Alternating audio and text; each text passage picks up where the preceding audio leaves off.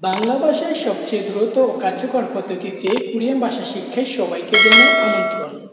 আজকের এই পর্বে থাকছে সংযুক্ত স্বরবর্ণ। আমরা জানি কোরিয়ান ভাষায় সংযুক্ত স্বরবর্ণ হলো 11টি।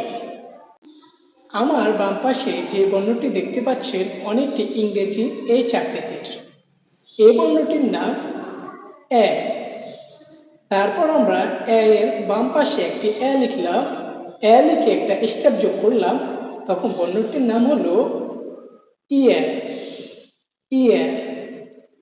তারপর যে বর্ণটি, এই বর্ণটির নাম হলো এ। তারপর এর বাম পাশে আরেকটি এ লিখলাম, এ লিখে এর সাথে একটা স্টেপ যোগ করলাম, তখন বর্ণটি হলো ইয়ে।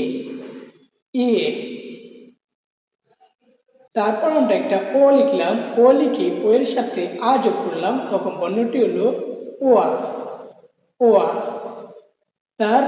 তারপর আমরা একটি ও লিখে ও এর সাথে একটি এ লিখলাম, তখন বর্ণটি হলো ওয়ে। ওয়ে। তারপর আমরা একটি ও লিখলাম, ও লিখে ও এর সাথে একটি অ যোগ করলাম, তখন বর্ণটি হলো উও। উও।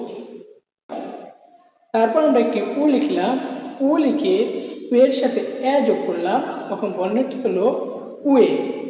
উয়ে। তারপর আমরা একটি উ লিখলাম, উ লিখে তার সাথে একটি ই যোগ করলাম, তখন বর্ণটি হলো উই। উই। তারপর আমরা একটা উ লিখলাম, উ লিখে উ এর সাথে একটা ই লিখলাম, তখন বর্ণটি হলো উই।